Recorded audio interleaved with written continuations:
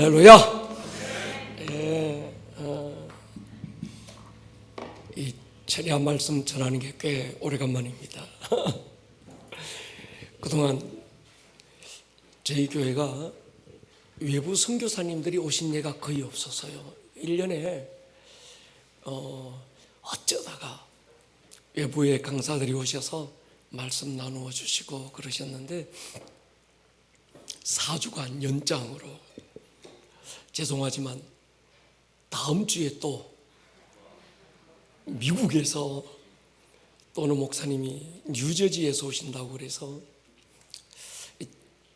성도님들이 궁금하실 거예요. 요즘 우리 목사님들이 심경에 병은 노화가 있나, 갑자기 강단에 외부에서 많이 강사들이 오신다고. 우리 예배가 글로벌해졌다는 거예요. 우리의 영향력이 확장되고 있다는 겁니다. 제가 목 사정이 많이 안 좋았어요. 그런 것도 있었고, 또 사실 이 강단은 아무나 비워주는 데가 아니라 하나님이 보내신다고 저는 믿어요. 아멘입니까? 이 시즌에 하나님께서 우리 교회에 더 큰 부르심과 또 하나님의 뜻을 우리에게 나타내시기 위해서 여기저기서, 그러니까 생기가 불어올 것입니다. 거기서 강력한 생기를 일으키시던 그분들이 이제 그 나라의 그 생기를 가지고 와서 우리 교회에 입김처럼 불게 할 줄로 믿습니다. 명절이 되면서 지금 아마 어떤 분은 인터넷에서, 어떤 분들은 차 안에서 고향으로 내려가시고, 또 어떤 분은 고향에서 부모님 또 친척들과 함께 인터넷으로 예배하고 계신 줄로 믿습니다. 여러분 사랑합니다. 그러나 현장에 계신 여러분 더 사랑합니다. 제가 우리 교육자들에게 전투 태세를 철저하게 해라. 이 명절은 굉장한 영적 전쟁이 있는 그런 시기다. 우리 교육자들이 이런 때 같은 명절 분위기에 휩싸이지 말고 정신 바짝 차리고, 행여나 내게 맡겨주신 양무리들 가운데 알지 못해서 하나님의 뜻을 거스리는 일이 없도록 우리가 기도하고 독려하고 하자 했습니다. 여러분, 최고의 영적 전쟁은 예배입니다. 우리는 기도와 예배로 영적 전쟁할 것입니다.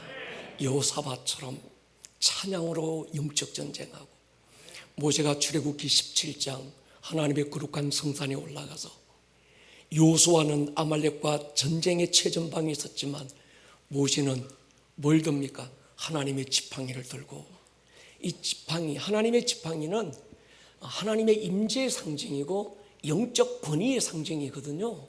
이 모세가 두 손을 높이 들었다, 손을 든 게 아니고 사실은 하나님의 지팡이를 들었어요. 바로 예배입니다. 아멘. 최고의 영적 성패의 결정은 예배에서 일어납니다. 예배에 실패하면 다 실패해요. 그러나 예배가 무너지지 않으면 우리는 안 무너질 줄로 믿습니다. 그래서 이런 상황에서 우리가 더 예배하고, 아마 내년에는 우리가 명절 집회를 하게 될지 모릅니다. 더 우리가 기도하고 미리 겁먹지 마시고 준비하십시다. 할렐루야.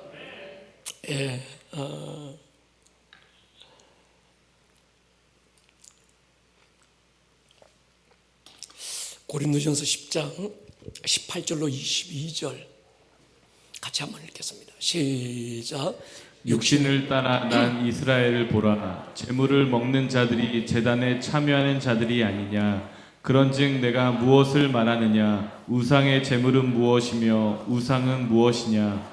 무릇 이방인이 제사하는 것은 귀신에게 하는 것이요 하나님께 제사하는 것이 아니니 나는 너희가 귀신과 교제하는 자가 되기를 원하지 아니하노라.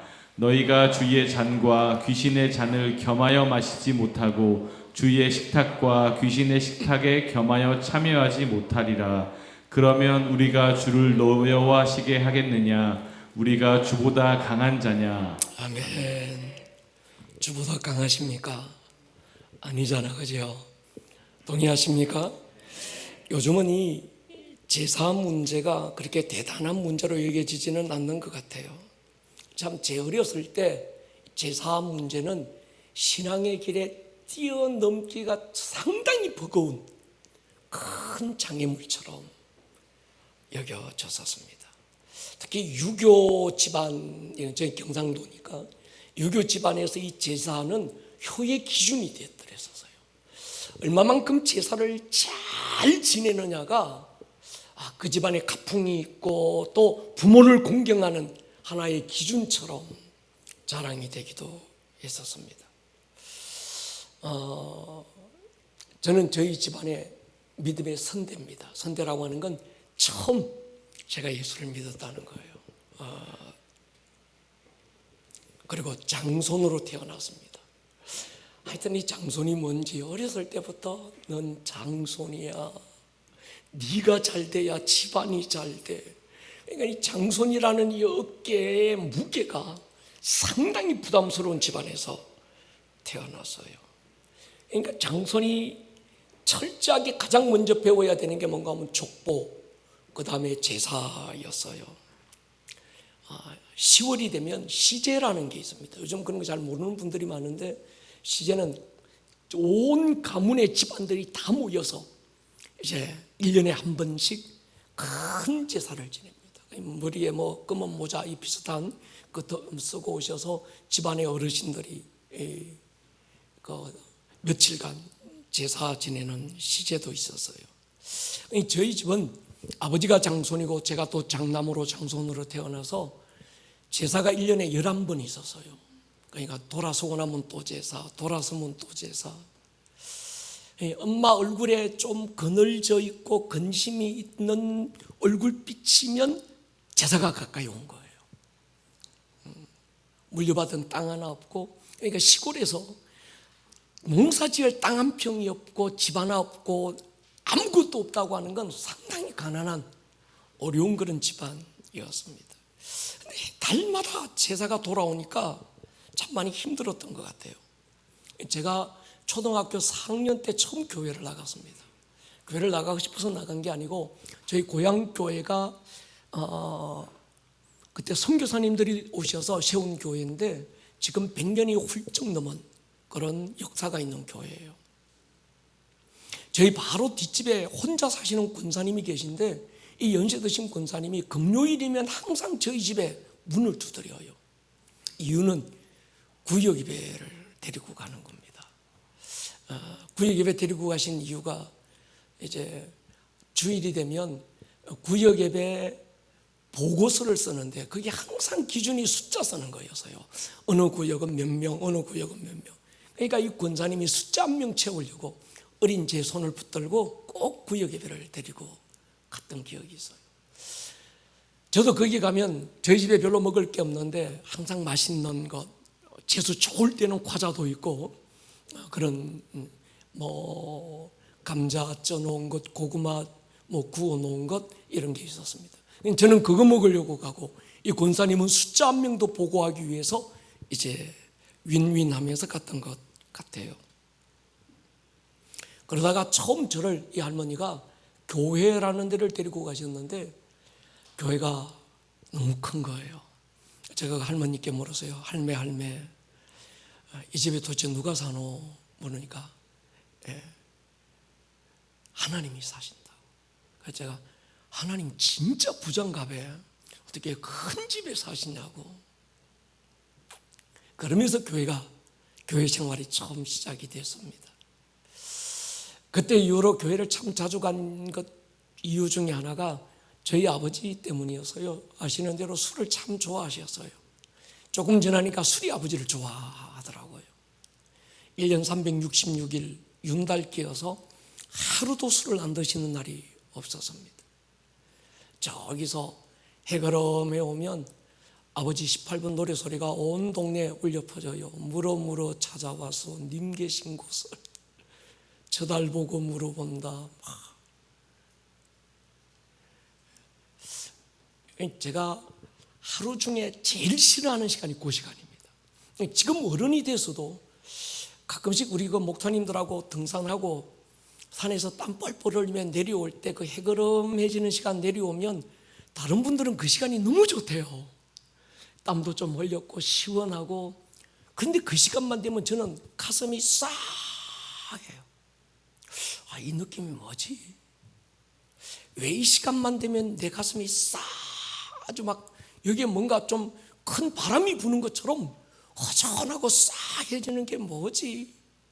나중에 기도하는데 성령님께서 그걸 보게 하셨어요. 어릴 때 이 시간들이. 그러면 이제 아버지 오실 시간 되면 엄마 있으면 맞아 죽으니까 도망가고, 내보다 4살 나이 어린 동생 손잡고 이제 저도 도망을 갑니다. 담을 뛰어넘고.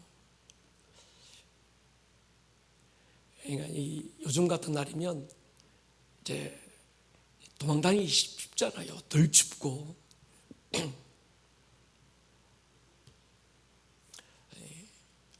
추운 겨울이면 정말 힘들합니다. 그래서 그 할머니들 사랑채 옆에 삐쩍대고 있으면 할매들이 불상 타고 아버지 아직 안 자나? 들어와라. 할머니들이 8시, 9시 되면 또 주무세요. 주무시는데 있을 수 없어서 동생 손잡고 나오면 더 이상 이제 갈 데가 없는 거예요. 담 넘어 아버지 주무시는가 보면 아직도 우당탕 퉁탕 막 집안은 3차 대전 벌어지고 있고, 12시 넘어가고 1시 넘어가고. 아버지 주무시면 이제 뒷걸음질 살살 쳐서 뭐 이것저것 다 부숴놓은 것 정리하고 살짝 들어가서 자고 이랬었는데, 교회 가니까 도망갈 데가 있는 거예요. 저기서 물어 나오면 저는 이제 동생 손잡고 교회로 가서 그럼 교회에 있으면 그때 시골 교회니까 목사님이 안 계시고 전도사님이 계셨습니다. 꼭 9시나 10시 되면 이분이 오셔요. 아버지 아직 안 주무시나? 할매들이 묻는 걸 늘 물어. 그럼 말도 못하고 가만히, 이유가 30초짜리 전기를 켜놓은 거예요. 그래서 이게 미안하고 죄송스럽고, 한 11시 되면 또 스리퍼 끊는 소리 또 쫙 오면 또 오시나 보다. 또 보고 가시고. 그래서 그때부터 꾀를 낸 게 성경을 읽자. 그럼 내가 신세 갚는다. 기도를 하자. 그럼 조금 덜 미안하지 않겠나. 그래서 그때부터 성경을 많이 읽었습니다. 스리퍼 소리 나면 더 크게 고함 지르는 거예요. 그렇게 초등학교 시절, 중학교 2학년 때 저희 아버지가 이제 돌아가셨는데, 아버지 돌아가셨을 때 이제 돌아가시기 전날이어서요. 아버지가 저를 부르시더만, 그러니까 한 40일, 저는 40일 금식했다는 얘기 들었는데 40일을 술만 먹고 사시는 분 처음 봤어요. 그러니까 40일 동안 음식 아무것도 안 드시고 술만. 그러니까 무학소주 큰 병이 있었어요. 소주병 큰 병 있으면 아침에 그거 한 병 딱 사다 놓으면 저녁 때 되면 그게 없는, 그걸 40일을 그렇게 하시더라고요.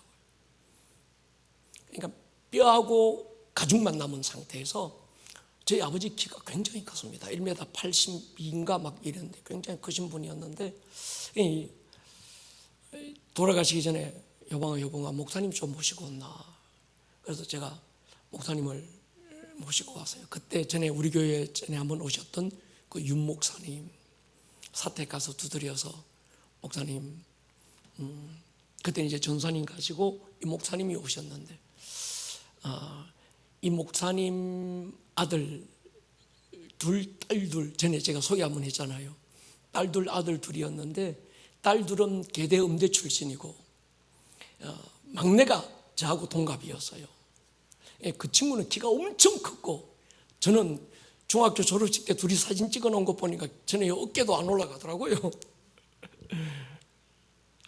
이 친구는 중학교, 고등학교 때부터 벌써 어디 콩쿨 나가면 항상 1등을 했습니다. 전국 콩쿨 나가면 1등하고, 지금도 아시아 3대 테너 중에 한 사람으로 이름 나 있죠. 제가 아시아 3대 테너하고 듀엣을 했다는 거 아시죠? 10월의 어느 멋진 날인가?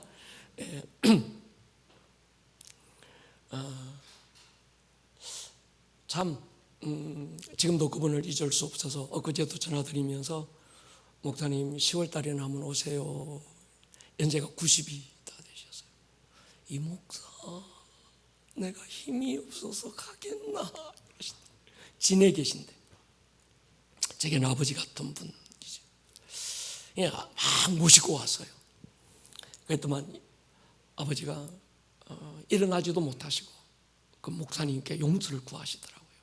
이유가 제 교회 간다고 교회 모든 유리창을 다 부순 거예요. 그리고 목사님 뭐 멱살 잡고 막 들었다 놨다 하시고 막 그게 미안하셨는지 죄송하다고 용서해 주시라고. 목사님이 복음을 전하시고 마지막 기도해 주시고 그리고 그 다음 날 전 학교 갔는데 학교에서 빨리 가방 싸고 집에 가보라고 그래서 와 보니까 이미 대문 앞에 거의 가마니가 깔려 있고 그러더라고요. 아, 가셨구나. 그때부터 이제 집안에 영적 전쟁이 시작이 됐습니다. 아버지 장례가 그때는 5일장을 했는데 장례가 나가야 되는데 제가 마상주예요. 제가 그때 고가는 걸 배웠어요. 아버지가 돌아가시면 아이고 엄마가 돌아가시면 에고 막 이러죠. 그때 중학교 때 목사님이 이제 저를 찾아오셔서 여봉아 아버지 예수님 영접하고 가셨으면 장례도 교회식으로 해야 된다. 그래서 제가 집안에다가 어른들한테 우리는 교회식으로 장례 나갈 겁니다. 이랬더만 야 집안에 이게 싸한 분위기와 바람이 장례식 때 다 가버리고 아무도 없는 거예요. 내일 이제 장례를 나가야 되는데 요즘처럼 그냥 뭐 병원에서 나가는 게 아니고 집안에 모셔두었다가 우리 애들은 잘 모를 텐데 모셔두었다가 병풍 뒤에 모셔두었다가 이제 장례 상녀 메고 나가는 거예요. 목사님한테 얼른 찾아가서 목사님 집안 어른들 다 가버렸어요.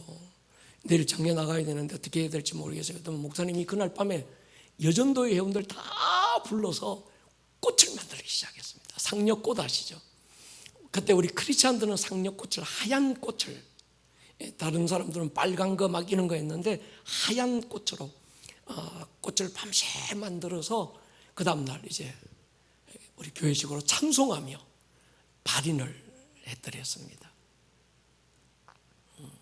그게 빚이 돼서 지금도 그러니까 제가 고등학교 가면서 저희 시골은 경남 창녕이라는 데인데 거기는 창녕읍에 교회들마다 이게 연합회가 있어서 시차례라는 연합회가 모여서 어느 교회 장례가 나면 그 일꾼들을 2사람씩 보내줘요. 각 교회에서.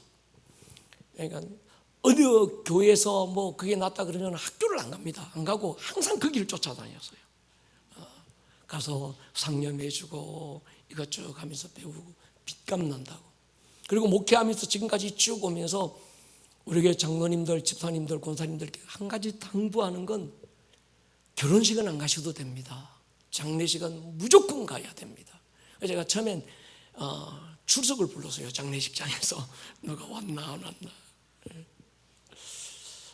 그건 우리가 예수님의 말씀처럼 우는 자들로 함께 우는 그런 교회가 되자. 그런 특별한 마음이 제 안에 있었던 이유가 그때 중학교 2학년 때 제가 학교를 7살에 들어갔거든요. 그러니까 뭐 나이도 어리고 키도 째매하고 이랬던 이제 그 다음부터 이제 이건 잘 통과했는데 그 다음에 이제 문제가 제사 문제였습니다. 달마다 제사가 있잖아요. 장손이잖아요. 제사 지낸다면 작은 집에서 다 왔습니다. 이 집, 저 집에서 다 와서 제사 같이 지내고 밥 나눠 먹고 가시고 이랬는데 제가 목사님을 찾아가서 목사님 내일 모레 제사인데 어떻게 하면 좋을까요? 이 목사님께서 예배 드려야지. 제사가 뭐고? 저는 목사님 말씀이면 하나님 말씀으로 생각했어요. 그래서 집에 와서 우리 제사 안 지냅니다. 우리는 예배 드릴 겁니다. 제일 당황하신 분이 어머님이었어요. 그래서 제삿날 당일에 문을 안에서 잠그고 동생하고 가족들 앉혀놓고 몽둥이 하나 큰 거 놔두고 움직이면 다 죽어. 그러니까 우리는 예배할 거야. 밖에서 뭐라고 하더라도 꼼짝도 하지 마. 제가 그때 한성갈 했거든요. 예. 근데 이제 그렇게 우리가 제사를 예배로 바꾸고 나니까 지금이야 목사님 그렇게 하면 안 됩니까? 그러지만 지금 여러분들 젊은 사람들은 이해를 못해서 그런데 그 목숨 안 걸고는 죽으려고 목숨 안 걸고는 그 할 수 없는 일이었어요. 저희 어머님이 집안에서 어떤 욕을 먹으셨는가 하면 서방 잡아먹은 년은 조상까지 잡아먹는다. 이런 욕을 제 때문에 제사 안 지낸다고. 아버지 일찍 돌아가신 것도 우리 엄마가 잡아먹었고 제사 안 지내는 것도 우리 엄마가 잡아먹고 막. 그래서 집안에서 어머님이 어디 고개 들고 다니기가 힘든 정도였습니다. 집에 오면 자식 새끼 저거 성질 보통 아니지. 한다 그러면 또 그냥 하지. 이러니까 그때 제가 저희 어머니께 선택을 강요했어요. 두 가지 중에 하나를 선택하십시오. 엄마 살아계실 때 제가 정말 효도하고 그리고 엄마 속 안 썩이고 자식 잘 뒀습니다 이 소리 듣게 만들고 잘 섬기다가 어머님 돌아가시고 나면 천국 가셨으니까 우리가 그 시간에 맞춰서 내 자녀들에게 너희 엄마는 이런 분이었어 말씀하고 소개하고 예배하기를 원합니까? 두 번째 또 하나의 선택이 있는데 엄마 아시잖아요. 제가 운동을 많이 했거든요. 막 격투기, 태권도. 그래서 그때는 막 도장 깨기 막 이런 게 있었습니다. 도장마다 돌아다니면서.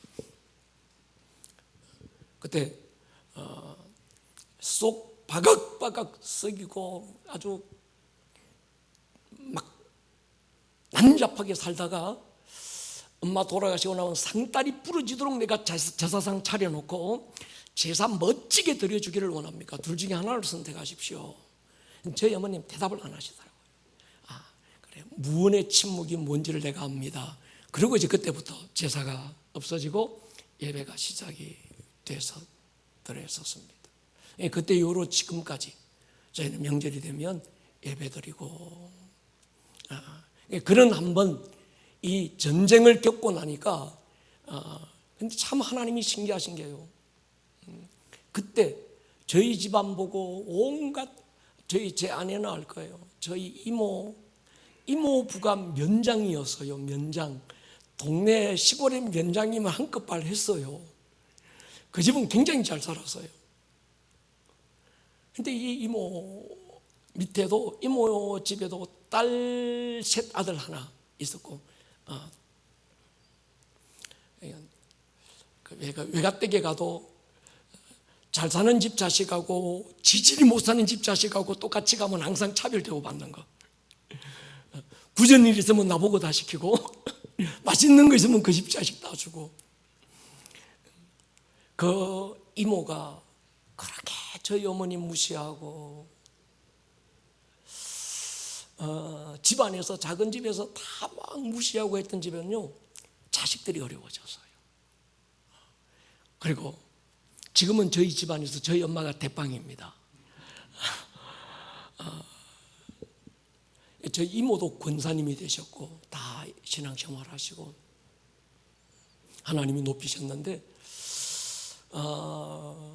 저는 그렇게 믿습니다. 우리가 주님의 말씀에 순종하면 하나님이 하나님의 선하심을 보이실 겁니다. 아멘입니까? 여러분 그 제사 문제를 이제 오늘 좀 얘기를 하려고 하는데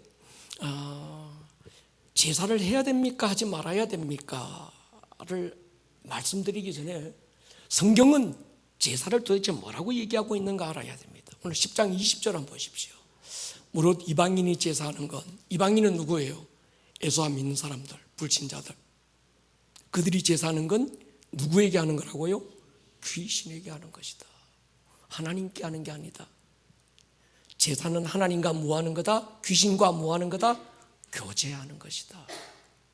제 얘기가 아니고 하나님 말씀하시기를, 제사는, 이방인이 제사하는 건 누구에게요? 귀신에게 하는 것이다. 믿지 않는 사람들, 특히 유교권에 있는 사람들, 불교권에 있는 사람들은 제사를 부모에게 한다고 생각해요. 우리가 부모에게 효를 다한다. 그래서 제사 지내면 돌아가신 부모님이 오셔서 먹고 가신다, 이렇게 생각해요. 근데 여러분, 돌아가신 부모님이 오셔서 우리가 차려놓은 제사상의 음식을 먹고 가신다면, 하루만 차려주시면 지는 삼세끼 1년 삼세끼 꼬박꼬박 쳐잡수면서 부모님을 위해서는 제삿날 한 번 차려드린다. 이건 완전 싸가지 없는 거예요. 이건 불효지, 불효. 그러잖아요. 정말 효도라면, 부모님이 그렇게 먹고 가신다면 하루에 삼세끼, 자기는 뭐 보리밥 먹더라도 부모님 쌀밥 매일 차려드려야 맞는데 안 그럽니다. 근데 실제 돌아가신 부모님이 오셔서 먹고 가시는 게 아니고 그걸 이용해서 귀신들이 와서 먹고 가는 거예요. 저희 어릴 때 사자밥이라는 게 있었습니다. 지금 사자밥 아시죠? 제사 지내고 나면 그 대문 앞에고 음식 이것저것 조금씩 사과 뭐 밥 이렇게 맛있는 거 제사상에 올려놓았던 것 그거 내놓고. 근데 여러분, 개도 사자밥을 안 먹어요. 여러분 아시죠? 여러분, 제 어릴 때 개는 요즘 개하고 달라요. 요즘 개는 이름이 다 있잖아요. 이름도 굉장히 멋진데 저희 어릴 때 개는요 딱 하나였어요. 똥개, 쫑, 메리, 뭐 독구 뭐 그때 영어가 독이 난 개인 줄 모르고 어릴 땐 항상 뭐 독구 개 이름은 다 독구구나. 쫑 뭐 이거 그게 난 그때는 존 요한을 막 존이라고 불렀던 것 같아. 선교사들이 와서 부르니까 원래 이름도 없었는데 이제 우리는 다 모든 개들의 이름이 그냥 쫑, 뭐 독구, 뭐 메리, 뭐 워리 뭐 이런 거였어요. 근데 그 개들은요, 저희 어릴 때는 뭐 4살, 5살 될 때까지 우리는 여기 뭡니까? 요즘 이 아스팔트나 시멘트가 있지만 저희 시골에서는 다 흙입니다. 그리고 하이를가 실종된 밑에 뭐 아랫돌이 요즘 뭐 안 입고 다녔다니까 목사님 하기스 찾는가요? 하기스가 어디 있어요? 그냥 아랫돌이 아무것도 안 입고 그냥 뭐 만지고 뒹굴고 그냥 놀고 아무 데서나 싸고. 그러면 여기서 응가해 놓으면 엄마가 제일 먼저 워리 불러요. 그러면 어디서 나타났는지 워리가 김이 모락모락하는 걸 얼마나 맛있게 쳐잡수는지 몰라. 근데 그런 개도 사자밥을 안 먹어요. 요즘 기가 막힌 일이 우리나라에서 일어나고 있습니다.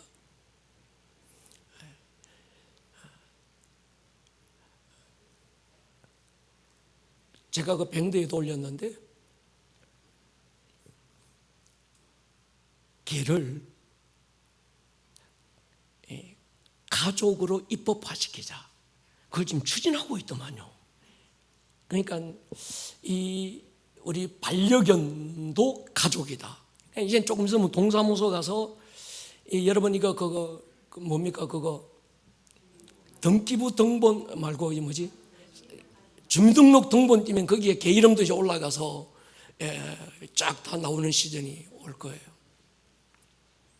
요즘은 개가 막 지가 개새끼가 사람 새끼인 줄 알잖아요.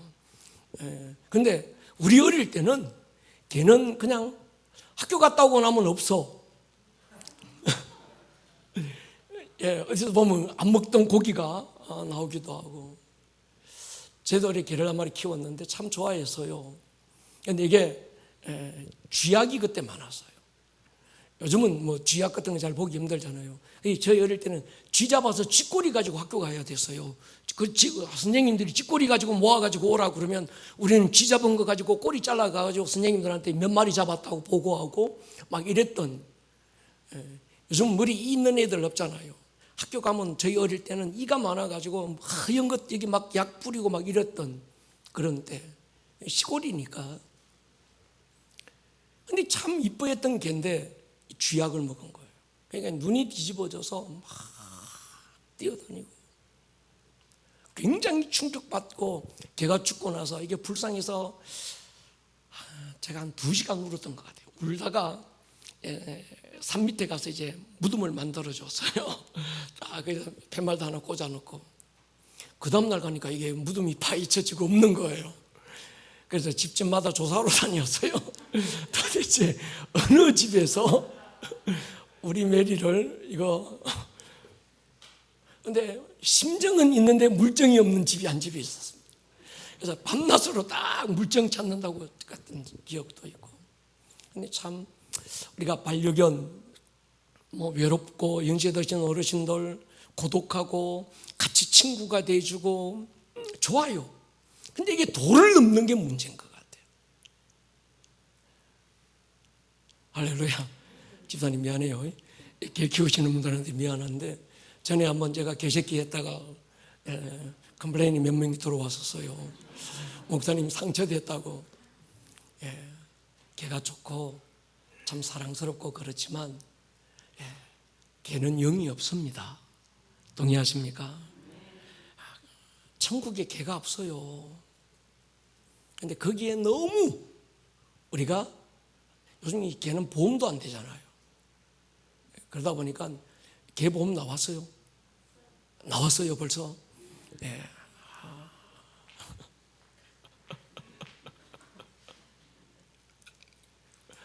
진짜 개판이 되고 있어요.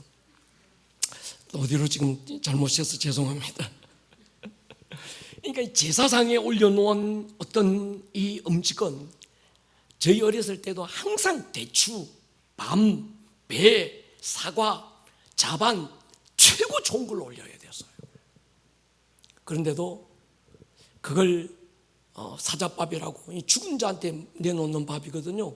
개가 그걸 안 먹어요. 그리고 여러분 제사상에 올린 음식 먹어보세요. 맛이 없어요. 왠지 아세요? 귀신들이 먹고 가는 거예요. 제가 영적 체험을 굉장히 많이 했습니다. 귀신들이 먹고 갔다는 거예요. 우리 교회는 또 축사가 전문이잖아요. 그러니까 해보면 돌아가신 부모님이 오셔서 이걸 드시고 가시는 게 아니고, 여러분 누가복음 16장에 보면 부자와 나사로의 이야기에서 이 음부에 떨어져 있는 이 부자가 육신은 죽어서 묻혔고 눈을 딱 뜨고 보니까 그 영혼이 음부의 불꽃 가운데서 처절하게 고통받고 목이 말라 견딜 수 없어서 소리 지르는 게 있습니다. 나사로의 손끝에서 묻어나오는 이 물 한 모금의 자비를 베풀어 달라고. 그러니까 그때 하시는 말씀이 있어요. 나와 너 사이에는 큰 구름이 끼어 있어서 가고자 해도 갈 수 없고 오고자 해도 올 수가 없다. 그러니까 여러분 이미 세상을 떠나신 분들은 올 수 있어요 없어요? 못 오세요.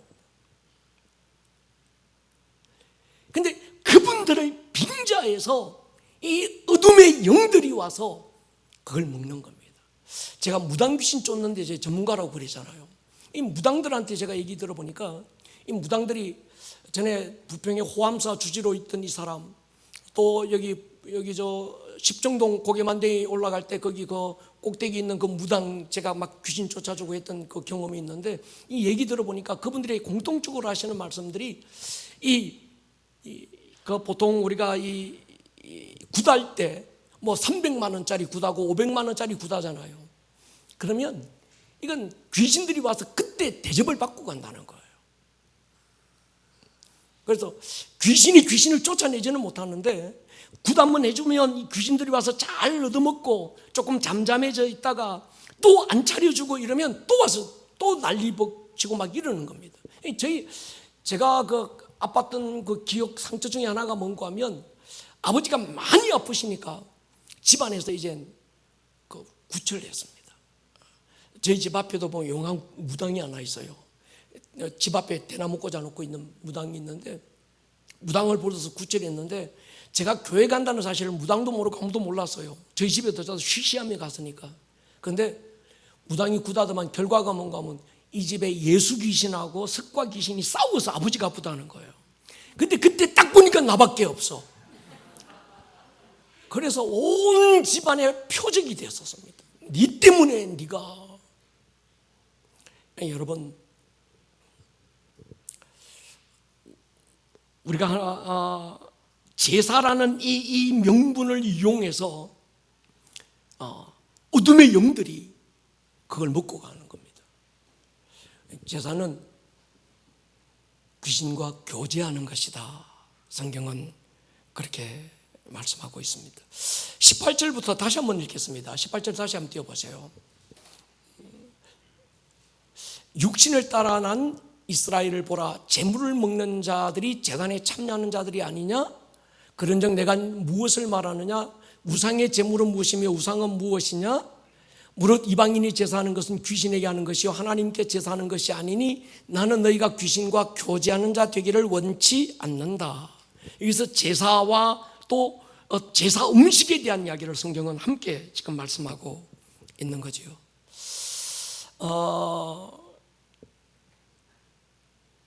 명절이 되면 요즘이야 뭐 제사 지내는 집도 잘 없고 이러니까 큰 문제가 안 됩니다만은 제사 음식에 대한 부분도 우리 교회 안에서 논란이 많이 됐습니다. 바울이 어떤 부분에서는 야 음식이 뭐 사람을 부정하게 만들고 깨끗하게 하고 할 수 없다. 그러니까 거리낌 없이 그냥 먹어버려라 이렇게 얘기하는 데도 있고, 또 어떤 데서는 그렇지 않고 제사 우상에게 올려진 그 음식들은 먹지 마라 이렇게 얘기하는 부분도 있는 거예요. 그러다 보니까 이 기준이 안 세워지고 보니까 사람들마다 야 뭐 그냥 뭐 초월하고 먹으면 돼, 나만 자유하고 거리낌 없으면 돼, 음식 입으로 들어가는 게 사람을 뭐 깨끗하고 뭐 부정하게 만드는 게 아니다, 속에서 나오는 게 그렇다라고 얘기하니까 음식은 마음대로 그냥 먹어버려도 된다 이렇게 또 자유신앙이나 이런 데서 얘기하는 데도 굉장히 많은 겁니다. 특히 제사 문제에 대해서 여러분, 제사상에 올려진 이 음식은 안 먹어야 됩니다. 동의하십니까?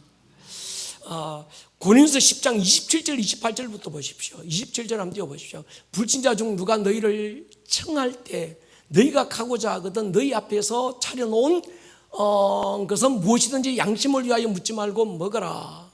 누가 너희에게 이것이 재물이라 말하거든 알게 한 자와 그 양심을 위하여 먹지 마라 그렇게 얘기하죠. 이게 무슨 뜻인가 하면 지금 바울이 고린도서 10장에서 제사 쭉 얘기하고 제사 음식은 귀신과 교제하는 거다 얘기하고 그 다음에 지금 묻지 말고 먹어라라고 얘기한 이유가 뭔가 하면 당시에 시장에 가면 고기를 팔았습니다. 근데 있는 사람들은 그러잖아요. 소고기 돼지고기 잘 안 가리잖아요. 근데 조금 어려운 사람은 소고기보다는 돼지고기가 싸니까 손이 거의 먼저 가게 되고, 근데 어떤 집에 가보면 고기가 같은 고기인데도 양질의 고기인데도 굉장히 싼 고기가 있는 거예요. 이건 주로 가난한 사람들이 그 고기를 산 거예요. 그 고기의 출처가 어딘가 하면 우상에게 차려졌던 우상의 상에 내놓았던 그 고기를 뒤로 해가지고 이제 그때 거기 뭐 제사장들하고 이렇게 해서 뒤로 해가지고 그래 된 게 그 싸게 파는 거. 그러니까 가난한 사람들은 고기를 먹어야 되니까 그걸 사가지고 와서 먹었던 겁니다. 그래서 바울이 지금 얘기하는 거예요.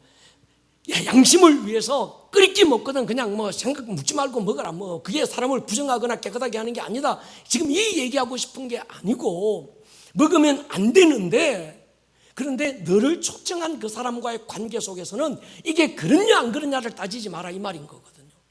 근데 이게 재물이라고 말하거든 뭐해라? 먹지 마라 지금 얘기하는 겁니다. 여러분, 성경에 보면요 다니엘이라는 사람이 나와요. 다니엘과 다니엘 1장 8절 보십시오.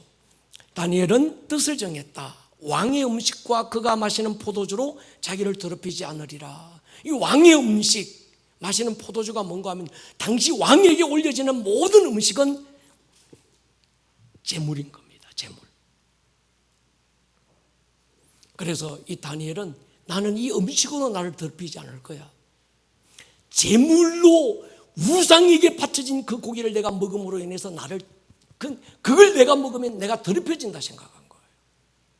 그래서 뜻을 정했어요. 난 저건 안 먹을 거야. 나중에 그 스토리는 좀 우리가 알고 있는 거니까 넘어가고. 여러분,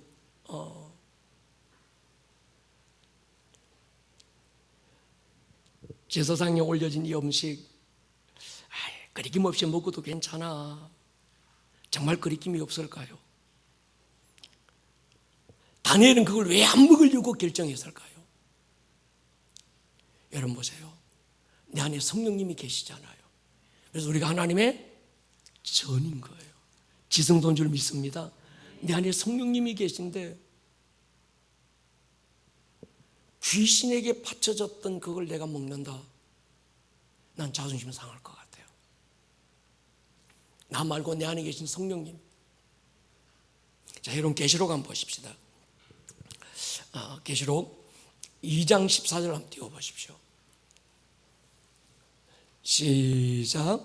그러나 내게 두어 가지 책망할 것이 있나니 거기 내게 발람의 교훈을 지키는 자들이 있도다. 발람이 바락을 가르쳐 이스라엘 자손 앞에 걸림돌을 놓아 우상의 제물을 먹게 하였음을 또 행음하게 하였느니라. 아멘. 발람 이 사건 우리가 잘 압니다. 하나님이 책망하시는 게 있어요. 우상의 제물을 먹게 했다. 여러분 보십시다. 그 다음에 이 버가모 교회 또 하나 더 띄워 보십시오. 계시록 2장 20절 두아디라 교회에 대한 책망 보십시오. 같이 읽겠습니다. 시작. 그러나 내게 책망할 일이 있노라. 자칭 선지자라 하는 여자 이세벨을 내가 용납함이니 그가 내 종들을 가르쳐 꿰어 행음하게 하고 우상의 제물을 먹게 하는도다. 아멘. 주님의 책망은 이세벨과 그 발람 선지자를 주님이 지금 책망하실 때 니골라당의 교훈을 지킨다. 또 하나가 뭔가 하면 우상의 제물을 먹게 한다는 거예요.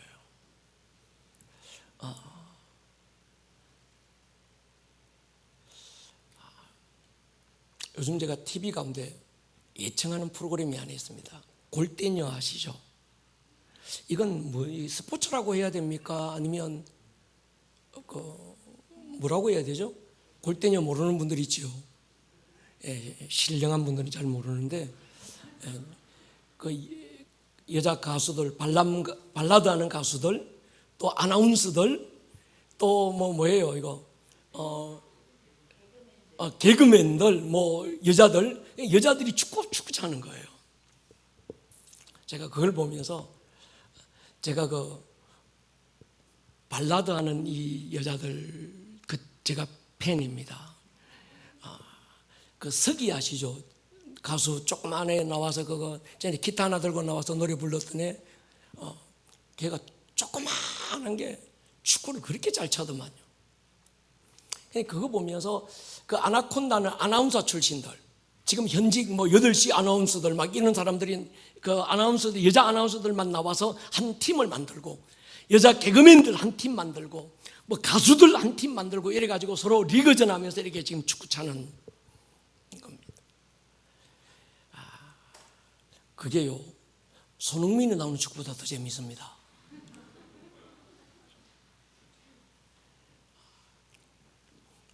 여자들이 뭔 축구를 잘 차겠어요, 그 사람들이. 근데 그게 뭐라고? 이야, 굉장한 절박함이 골 한 골에 한 골에 그 막 골 한 골 먹거나 막 울어, 막 눈이 막 지금 굉장해요. 그거 보면 참 많은 생각을 합니다. 여러분 고스톱 명절 되면 많이 치시죠? 가족들하고 모여서 고스톱 1,100원, 200원, 1,000원씩 해서 제가 미나토는 칠 줄 아는데 고스톱을 좀 배워야 됩니다. 근데 보면요, 1,100원인데도요, 가족들, 형제들 오래간만에 모여가지고 지금 이제 그 1년에 한 번 모여가지고 분위기 좋게 했다가 이 고스톱 칠 때 보면요, 그거 가지고 싸워요, 형제들끼리.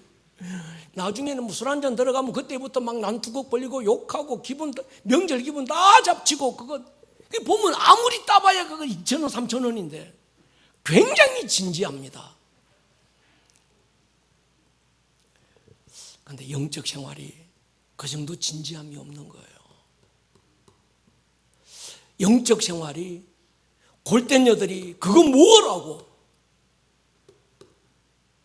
그 정도의 절박함도 없는 거예요. 정말 우리 크리스찬들이 고스톱 치는 저 사람들만큼 진지한가, 신앙생활을? 그냥 대충 하고 있는 거 아닌가? 저 여자들이 자기들 어떤 전공들 다 입고 있는데도 그저 뭐 그룹 모여가지고 공을 한 번이라도 차봤겠어요. 그런데 아주 목숨을 건다니까요. 저 정도의 절박함이 우리에게 있나? 우리는 영적 생활을 도대체 어떻게 하고 있나? 여러분, 올해 고스톱 밤 옆에서 한번 지켜봐 보십시오. 정말 난 저 정도 진지함이 있나? 그 정도가 없는 것 같은 거예요. 성경에서 먹지 마라 그러면 우리 먹지 마십시다. 아멘입니까? 이건 귀신과 교제하는 거다 그러면 거기다가 뭐 이것저것 합리화 붙여서 자유하면 먹어도 됩니다. 그딴 소리 하지 말라는 거예요. 성경은 먹지 말라는 거예요. 귀신과 교제하는 거라는 거예요. 하나님이 이걸 책망하시겠다는 거예요. 옛날 저희 어릴 때야 배고파서 먹었다고 그러지만 요즘 몇 끼 안 먹어도 돼요. 나가서 빵 사 먹어요. 스파게티 사 먹자니까. 할렐루야. 그런데 뭐 이게 뭐 집안에 뭐 큰 가풍이라고 해가지고 성경이 하지 말라고 하면 안 하면 되지. 왜 이걸 신학적으로 목사님이 어느 목사님은 신학자고 막 성경도 엄청 잘 하시는데 그분이 그냥 뭐 음식이 뭐 우리를 더럽게 하는 게 아니라고 그랬으니까 이거 대충 먹어도 괜찮습니다. 난 자유예요. 끓이김 없어요. 쏙 뒤집어 보세요. 어떻게 이게 재물인데 끓이지 않냐는 거예요. 그 속에 성령님이 계시면 끓이게 돼 있습니다. 아멘입니까? 그 속에 정말 하나님을 만난 인격적인 경험이 있다면 귀신 앞에 엎드려서 어떻게 절을 해요? 내가 절하면 내 안에 계신 성령님도 지금 귀신한테 절하는 건데 얼마나 자존심 상해요. 여러분, 이 명절에 아마 내일 또 제사 준비하시는 분들도 계실 텐데 정신 바짝 차리십시다. 유튜브로 예배하는 여러분들은 정신 바짝 차리십시다. 할렐루야. 배 아프다 그러고 먹지 마세요. 피할 수 없으면 이거 뭐 요즘 속이 안 좋아요 그러고 그냥 안 먹으면 돼. 아멘입니까? 그리고 하나님 앞에서 다니엘처럼 우리가 뜻을 정하면 하나님이 피할 길을 열어주실 줄로 믿습니다.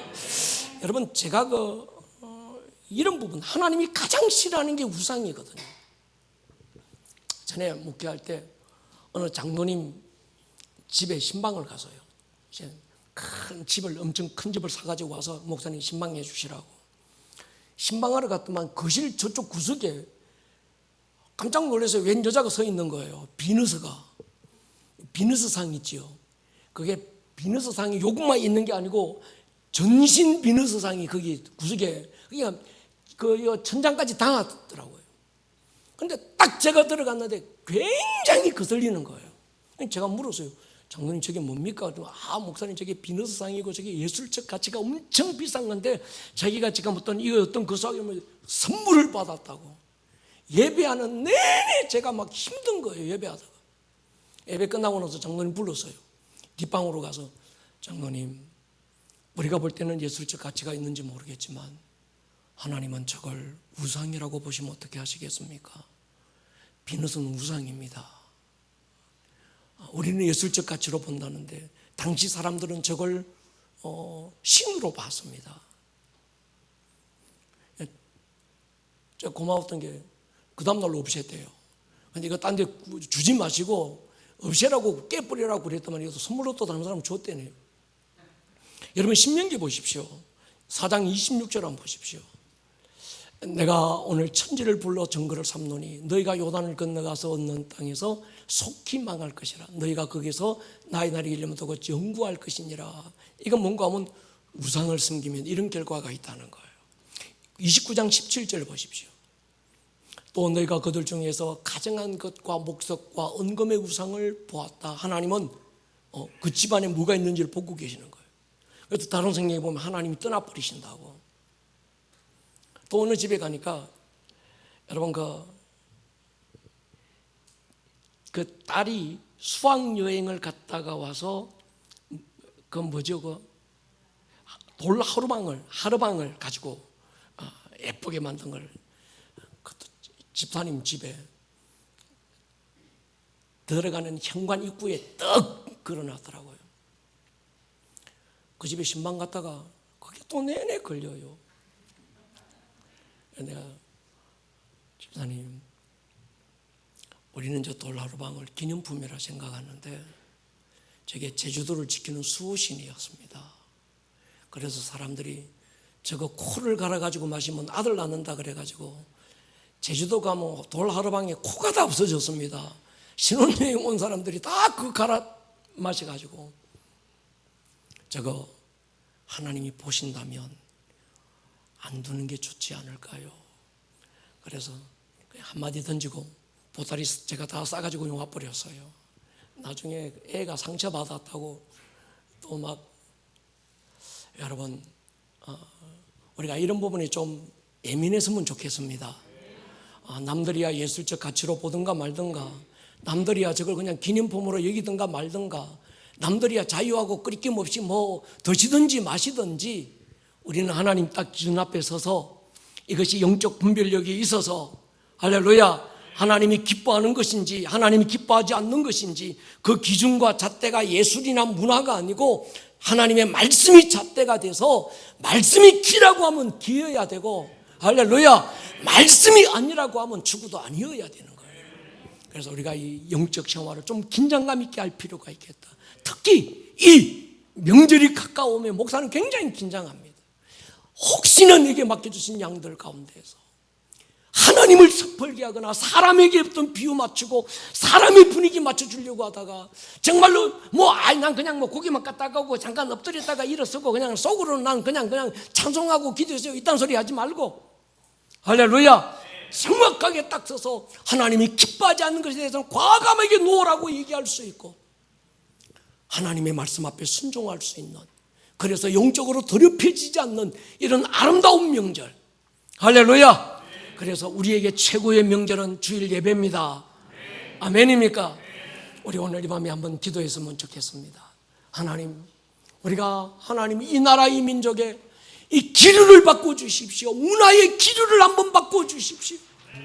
하나님 없는 문화, 귀신들이 반치는 문화, 우상숭배가 판을 치고 있는 이 영적 기류를 하나님 우리가 바꾸게 하여 주십시오. 오늘 들었던 이 말씀이 듣는 말씀에서 끝나지 않고 여러분들의 삶에 살아내는 말씀으로 생명력 있는 말씀이 될 수 있기를 주님의 이름으로 다시 한번 축복합니다. 온 하늘